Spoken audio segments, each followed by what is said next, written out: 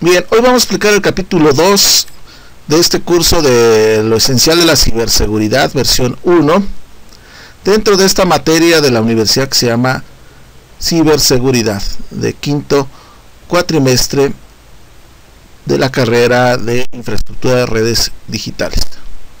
Ok, capítulo 2, el cubo de destrezas de ciberseguridad. Bien, aquí tenemos las secciones, son 5, y sus objetivos. En la sección 1, el cubo de destrezas de ciberseguridad. Aquí se va a describir las 3 dimensiones del cubo. En la parte 2, la tríada del CID. Ahí los principios de confidencialidad, integridad y disponibilidad. En la parte 3 tenemos estados de los datos. Diferenciaremos los 3 estados de los datos. En la 2.4, contramedidas de la ciberseguridad. Aquí vamos a comparar los tipos de contramedidas de la ciberseguridad. En el 5 vamos a ver el marco de trabajo para la administración de la seguridad de las tecnologías de la información. Y vamos a describir el modelo de ciberseguridad del sistema OSI. 2.1, el cubo de destrezas de ciberseguridad. Bien, aquí tenemos las 3 dimensiones. Primero, los principios de seguridad. En esta primera dimensión del cubo de destrezas de ciberseguridad, identificamos los objetivos para proteger al mundo cibernético. Los objetivos identificados en la primera dimensión son los principios básicos del mundo de la ciberseguridad. Estos 3 principios son los siguientes, como lo vemos en el triangulito que está ahí: confidencialidad, integridad y disponibilidad. Los principios proporcionan el enfoque y permiten al asistente cibernético priorizar las acciones en la protección del mundo cibernético. Utilice el acrónimo CID para recordar estos 3 principios. La C hace referencia a la confidencialidad. La I hace referencia a la integridad. Y la D hace referencia a la disponibilidad. O sea que deben de ser confiables, la información debe estar íntegra y debe estar disponible. Estado de los datos. El mundo cibernético es un mundo de datos, por lo tanto los asistentes cibernéticos se concentran en la protección de estos datos. La segunda dimensión del cubo de destrezas de ciberseguridad se concentra en los problemas de proteger todos los estados de los datos en el mundo cibernético. Los datos tienen 3 estados posibles. Primero, pueden ser datos ya almacenados, pueden ser los datos que están viajando, o sea, en tránsito, y datos en proceso. Tenemos las medidas de ciberseguridad. La tercera dimensión del cubo de destrezas de ciberseguridad define los tipos de poderes que se utilizan para proteger el mundo cibernético. El cubo de destrezas identifica los 3 tipos de potencia. Primera, tenemos las tecnologías, dispositivos y productos disponibles para proteger los sistemas de información y mantener a raya a los delincuentes cibernéticos. Tenemos las políticas y prácticas, procedimientos y pautas que permiten a los ciudadanos del mundo cibernético mantenerse seguros y seguir las buenas prácticas. Y tenemos, dentro de estas contramedidas, tenemos las personas. Ser consistente del mundo y de los peligros que amenazan su mundo. ¿Sí? Tenemos ahí el cubo, si observan. Tenemos en la parte frontal, tenemos los principios de seguridad, que es el CID, ¿verdad? La confidencialidad, integridad y disponibilidad. Tenemos en la cara a un costado las contramedidas que acabamos de describir, ¿no?, la tecnología, políticas y prácticas y personas. Y en la parte de arriba, en la parte superior, tenemos estados de información. Lo mencionamos, ya sea que esté en almacenamiento, ya sea que esté en el envío, en la transmisión, ya sea que esté en el procesamiento. Entonces son las tres dimensiones que tenemos en este cubo de destrezas. Vamos al 2.2, tríada del CID. Vamos a empezar a hablar sobre la confidencialidad. El principio de esta confidencialidad proviene de la divulgación de información a las personas, los recursos y los procesos no autorizados. Otro término para la confidencialidad es la privacidad. Las organizaciones necesitan capacitar a los empleados sobre las mejores prácticas en la protección de la información confidencial para protegerse a sí mismos y a la organización de los ataques. Los métodos utilizados para garantizar la confidencialidad incluyen el cifrado de datos, la autenticación y el control de acceso. Protección de la privacidad de datos. Las organizaciones recolectan una gran cantidad de datos y la mayor parte de estos datos no es confidencial porque está públicamente disponible, como nombres y números de teléfono. Tenemos otros datos recopilados, sin embargo son confidenciales. La información confidencial hace referencia a los datos protegidos contra el acceso no autorizado para proteger a una persona u organización. Control de acceso. El acceso define varios esquemas de protección que evita el acceso no autorizado a una computadora, red, base de datos u otros recursos de datos. Excepto la AAA involucra tres servicios de seguridad. La primera A habla de la autenticación. La segunda A habla de autorización. Y la tercera A habla de auditoría, en el concepto de la AAA para este ramo de servicios de seguridad.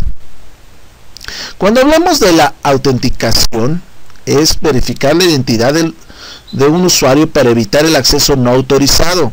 Los usuarios prueban su identidad con nombre de usuario y un identificador o una clave, ¿verdad? Los servicios de autorización. Cuando hablamos de autorización, determinan a qué recursos pueden acceder los usuarios. Ya se autenticó, pero ¿qué recursos tiene acceso ese tipo de usuario? ¿Cuál es su perfil? Junto con las operaciones que los usuarios pueden realizar, la autorización también puede controlar cuánto un usuario tiene acceso a un recurso específico. O sea, hasta dónde puede extraer información, ¿verdad? La contabilización rastrea las actividades de los usuarios, incluidos los sitios a los que tienen acceso, la cantidad de tiempo que tienen acceso a los recursos y cambios realizados, hablando de la auditoría y contabilización. La confidencialidad y la privacidad parecen intercambiables, pero desde un punto de vista legal tienen distintos significados. La mayoría de los datos de privacidad son confidenciales, pero no todos los confidenciales son privados. El acceso a la información confidencial ocurre después de confirmar la autorización apropiada. Las instituciones financieras, los hospitales, los profesionales médicos, los estudios jurídicos y empresas administran la información confidencial. La información confidencial tiene estado privado. Mantener la confidencialidad es más que un deber ético. La privacidad es el uso adecuado de los datos. Cuando las organizaciones recopilan información, proporcionan a los clientes o empleados, solo pueden utilizar estos datos para su objetivo previsto. Entonces, ahí están las diferencias, ¿sí? Confidencialidad es que puedes tener acceso a esos datos si tienes autorización. Y la privacidad habla sobre, ok, tienes acceso a esos datos, pero si los puedes divulgar o no los puedes divulgar, ¿ok? Y tenemos ahí al lado derecho algunas leyes que hablan sobre esto, ¿eh? Tenemos la integridad. El principio de integridad de los datos es la precisión, uniformidad y confiabilidad de los datos durante su ciclo de vida. Otro término para la integridad es la calidad. Los métodos utilizados para garantizar la integridad de los datos incluyen la función de hash, las comprobaciones de validación de datos, las comprobaciones de consistencia de los datos y los controles de acceso. La necesidad de contar con la integridad de los datos varía según, por ejemplo, una organización utiliza los datos. Facebook no verifica los datos que un usuario publica en un perfil. Un banco u organización financiera asigna una mayor importancia a la integridad de los datos de Facebook. Las transacciones y las cuentas de los clientes deben de ser precisas. Proteger la integridad de los datos es un desafío constante para la mayoría de las organizaciones. La pérdida de integridad de los datos puede lograr que todos los recursos de los datos sean dudosos o inutilizables. O sea, por ejemplo, para un banco es importante la integridad, porque no es lo mismo la transferencia de 10 pesos a la transferencia de 10,000 pesos, ¿verdad? Con agregar unos ceros de más. Pero si vas a mandar un mensaje de texto por Facebook, pues si se equivoca en una A o por la cambia por una O, pues no hay tanto problema, no afecta en gran medida, ¿verdad? Por eso hablamos de la integridad. Para algunas entidades es muy necesario la integridad de los datos. Verificaciones de la integridad. Una verificación de integridad es una manera de medir la uniformidad de una recopilación de datos, archivo, imagen u registro. La verificación de integridad realiza un proceso denominado función de hash para tomar una instantánea de los datos en un instante de tiempo. Vamos a hablar sobre la disponibilidad, principio que se utiliza para describir la necesidad de mantener la disponibilidad de los sistemas y servicios de información en todo momento. Debe estar disponible, ¿verdad? Los ataques cibernéticos y las fallas en el sistema pueden impedir el acceso a los sistemas y servicios de información. Los métodos utilizados para garantizar la disponibilidad incluye la redundancia del sistema, o sea, varias formas de accesar, como respaldos también, ¿verdad? Las copias de seguridad del sistema, mayor recuperabilidad del sistema, mantenimiento del equipo, sistemas operativos y software actualizados y planes para recuperarse rápidamente de desastres no planificados. O sea, que en todo momento tengas acceso a tu información, ¿verdad? Es la disponibilidad. Los sistemas de alta disponibilidad suelen incluir 3 principios de diseño: eliminar los puntos sencillos de falla, proporcionar una conexión cruzada confiable y detectar fallas a medida que ocurren. Las organizaciones pueden garantizar la disponibilidad al implementar lo siguiente: realizar el mantenimiento del equipo, realizar actualizaciones del sistema operativo y del sistema, realizar pruebas de las copias de respaldo, planificaciones para evitar desastres, implementar nuevas tecnologías, supervisar la actividad inusual y por último realizar pruebas para verificar la disponibilidad. Entonces son lo que debe de implementarse para garantizar la disponibilidad en una organización. 2.3. Estado de los datos. Tenemos los datos almacenados. Acuérdense que es la primera parte, ¿va? Y estos datos almacenados hacen referencia a los resguardos de estos datos. Los datos almacenados significan que un tipo de dispositivo de almacenamiento conserva los datos cuando ningún usuario o proceso los utiliza. Un dispositivo de almacenamiento puede ser local, un dispositivo informático o en la red. Existen varias opciones para almacenar estos datos. También, por ejemplo, tenemos el almacenamiento de conexión directa, DAS, proporciona almacenamiento conectado a una computadora. una unidad de disco duro o una unidad de memoria flash USB son ejemplos de almacenamiento de conexión directa. Directamente los almacenas en un disco o en una memoria. La matriz redundante de discos independientes, el RAID, que ustedes ya vieron en alguna otra materia, utiliza varios discos duros en una matriz, que es un método para combinar varios discos de modo que el sistema operativo los vea como un solo disco. RAID proporciona un mejor rendimiento y una mejor tolerancia a fallas, o sea, tiene ahí redundancia, o sea que si falla alguna parte de ese sistema, tiene un respaldo y puede accesar luego, ¿no? Y constantemente se están actualizando entre ellos. Tenemos un dispositivo de almacenamiento conectado a la red, NAS. Es un dispositivo de almacenamiento conectado a una red que permite el almacenamiento y la recuperación de datos desde una ubicación centralizada por parte de los usuarios autorizados de la red.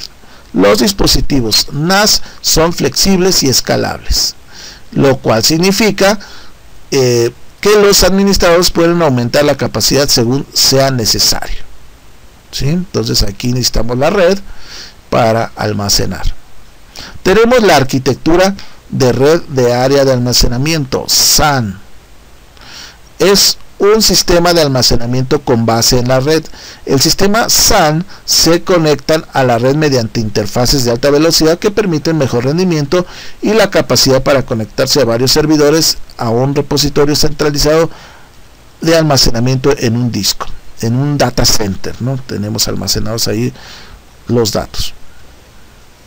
Ok, tenemos los datos en tránsito, o sea, los que van viajando. Esta transmisión de datos implica el envío de la información de un dispositivo a otro. Existen diversos métodos para transmitir información entre dispositivos, entre los que se incluyen red de transferencia, que utiliza medios extraíbles para mover físicamente los datos de una computadora a otra o a un servidor. Redes cableadas utilizan cables para transmitir datos. Tenemos las redes inalámbricas, las wireless, que utilizan ondas de radio para transmitir datos. La protección de los datos transmitidos es uno de los trabajos más desafiantes para un profesional de ciberseguridad. Los desafíos más grandes son los siguientes al transportar estos datos. Protección de la confidencialidad de los datos. Los delincuentes cibernéticos pueden capturar, guardar y robar datos en tránsito, o sea que van viajando a través de la red. Tenemos la protección de la integridad de los datos. Los delincuentes cibernéticos pueden interceptar y alterar los datos en tránsito, o sea, pueden cambiar lo que está viajando y volverlo a meterlo a la red, ya con una modificación. Tenemos la protección de la disponibilidad de los datos. Los delincuentes informáticos pueden usar dispositivos falsos o no autorizados para interrumpir la disponibilidad de los datos. En estos datos en proceso, ahora, procesar estos datos, es el tercer estado. Se refiere a los datos durante la entrada, modificación y el cómputo o el resultado. La protección de la integridad de los datos comienza con la entrada inicial de los datos. Las organizaciones utilizan varios métodos para recopilar datos, como ingreso manual de los datos, formularios de análisis, cargas de archivos y datos recopilados de los sensores. Cada uno de estos métodos representa una amenaza potencial a la integridad de los datos.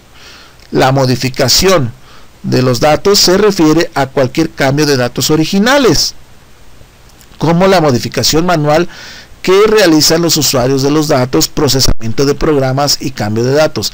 Las fallas en un equipo, lo que provoca la modificación de esos datos.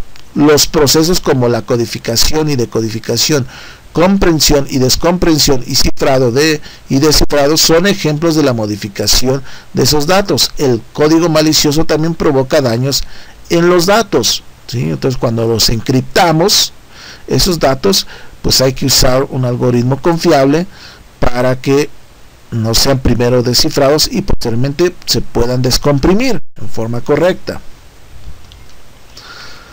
Tenemos 2.4, contramedidas de la ciberseguridad dentro de este cubo. Tenemos las tecnologías, mediante la protección tecnológicas con base en software. Las medidas de protección de software incluyen programas y servicios que protegen los sistemas operativos, las bases de datos y otros servicios que operan en las estaciones de trabajo, los dispositivos portátiles y los servidores. Existen varias tecnologías basadas en software utilizadas para proteger los activos de la organización. También tenemos medidas tecnológicas con base en el hardware. Las tecnologías basadas en hardware son dispositivos que están instalados dentro de las capacidades de la red. Pueden incluir dispositivos de firewall, sistemas de detección de intrusos, IDS, sistemas de prevención de intrusiones, IPS, y sistemas de filtrados de contenido. También tenemos las medidas de protección tecnológica con base en la red. Las contramedidas tecnológicas también pueden incluir tecnologías con base en la red. Estamos hablando, por ejemplo, de la red privada virtual, VPN, que es una red virtual segura que utiliza la red pública. Puede ser la internet o una red local, conexión punto a punto. La seguridad de una VPN reside en el cifrado del contenido de paquetes entre los terminales que definen la VPN. Control de acceso a la red, NAC, requiere un conjunto de verificaciones antes de permitir que un dispositivo se conecte a una red. Algunas verificaciones comunes incluyen la instalación de actualizaciones de software antivirus o de sistema operativo. Seguridad de punto de acceso inalámbrico incluye la implementación de la autenticación y encriptación, muy importante, ¿no? Tenemos la protección tecnológica con base a la nube. Las contramedidas tecnológicas ahora también incluyen tecnologías con base en la nube. Las tecnologías con base en la nube cambian el componente de tecnología de organización al proveedor de la nube. Tenemos el software como servicio. Permite que los usuarios tengan acceso al software y a las bases de datos de la aplicación. Los proveedores de la nube administran la infraestructura y los usuarios almacenan datos en los servidores de proveedor de la nube. Tenemos la infraestructura como servicio. Proporciona recursos informáticos virtualizados a través de la internet. El proveedor del host de hardware y del software de los servidores y de los componentes de almacenamiento. ¿Sí? Entonces ahí el proveedor le da el servicio de todo, la infraestructura. Tenemos dispositivos de seguridad virtual. Se ejecutan en un entorno virtual con un sistema operativo preempaquetado y reforzado que ejecutan en el hardware virtualizado. Tenemos la famosa virtualización, ¿eh? Tenemos implementación de formación y capacitación en ciberseguridad. Aquí es, por ejemplo, ustedes que están recibiendo esta capacitación. Un programa de reconocimiento de seguridad es sumamente importante para una organización. Un empleado puede no ser malicioso de manera intencionada, pero no conocer cuáles son los procedimientos adecuados. Existen muchas maneras de implementar un programa de capacitación formal. Primero, haga de la capacitación en el conocimiento de la seguridad una parte del proceso de incorporación de los empleados. Hay que meter a los empleados y hacerles conciencia, ¿verdad?, de que se requiere capacitar. Luego, tener vinculación o vincular el conocimiento de la seguridad con los requisitos a las evaluaciones de rendimiento. Muy importante, las auditorías también. Realizar sesiones de capacitación en persona. Completar los cursos en línea, ¿sí?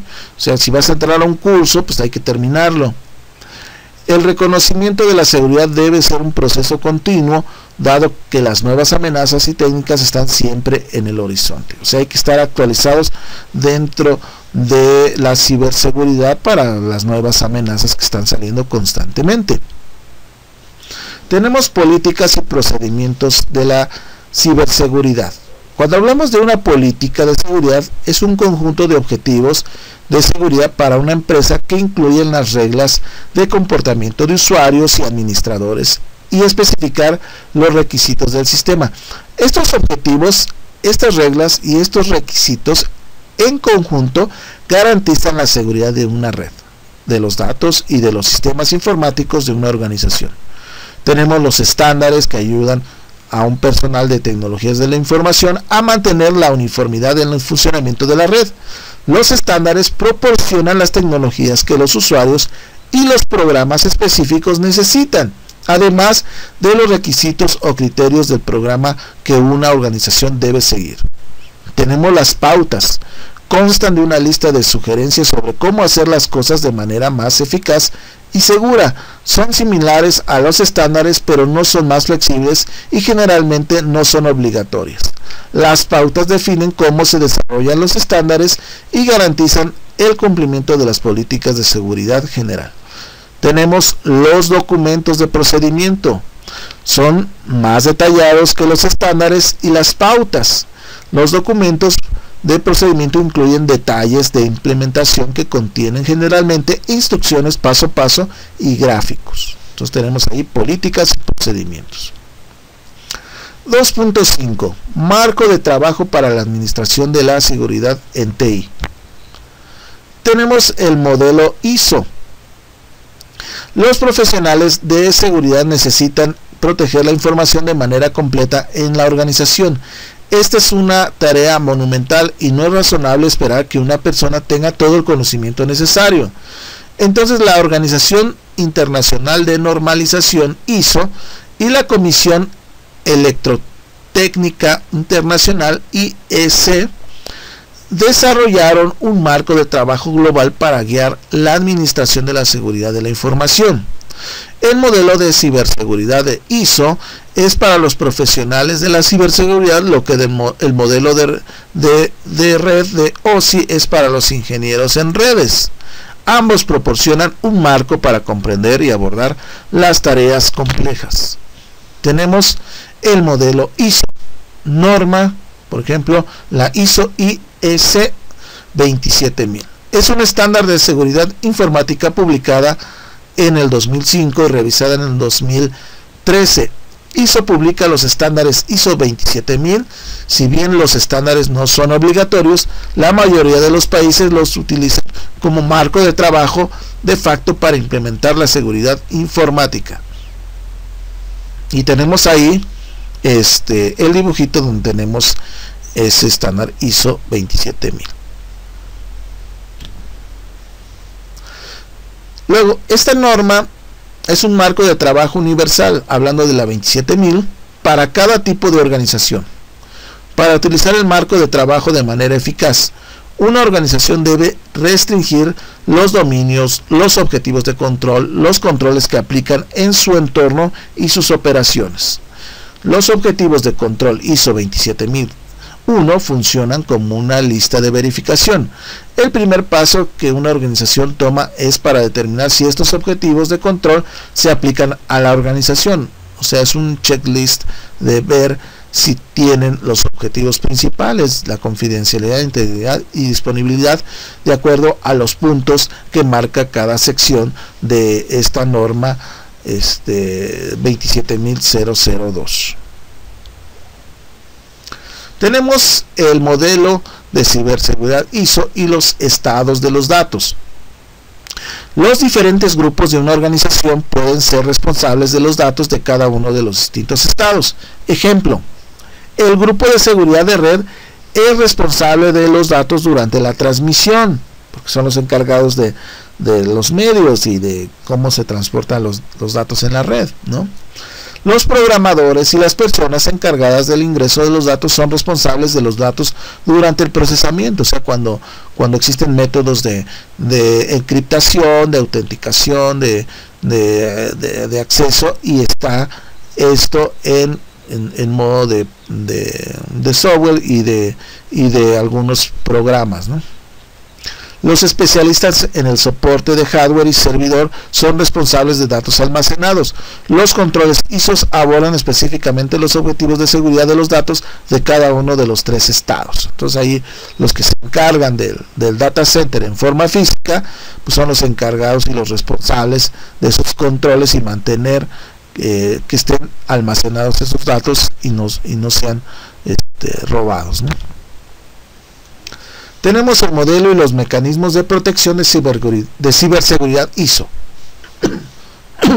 Tenemos los objetivos de control ISO 27001 o 27001, se relacionan directamente con las políticas, los procedimientos y las pautas de ciberseguridad de la organización que la Administración Superior determina. Los controles ISO 27002 proporcionan dirección técnica. Por ejemplo, la Administración Superior establece una política que especifica la protección de los datos que ingresan o salen de la organización. La implementación de la tecnología para cumplir los objetivos de la política no involucraría al administrador superior. Y tenemos la responsabilidad de los profesionales de TI implementar y configurar correctamente el equipo utilizado para satisfacer las directivas de la política establecidas para la organización superior. Entonces tenemos ahí tres principales estándares ISO IS 27000, 27001 y 27002. Resumen. ¿Qué aprendimos? En este capítulo se analizaron las tres dimensiones del cubo de destrezas de ciberseguridad. La responsabilidad central de un asistente de ciberseguridad es proteger los sistemas y los datos de una organización. En este capítulo se explicó cómo cada una de las tres dimensiones contribuye a ese esfuerzo. También se analizó el modelo de ciberseguridad ISO. El modelo representa un marco de trabajo internacional para estandarizar la administración de los sistemas de información. También se analizaron los 12 dominios. El modelo proporciona objetivos de control que abordan el diseño y la implementación de alto nivel de un sistema completo de administración de seguridad de la información, ISMS. También se analizó cómo los profesionales de la seguridad utilizan controles para identificar las tecnologías, los dispositivos y los productos para proteger la organización. También si se desea continuar explorando los conceptos que se vieron, pues hay que consultar la página de recursos y actividades adicionales que vienen en la plataforma del estudiante. Y con ello terminamos este segundo capítulo de ciberseguridad. Gracias.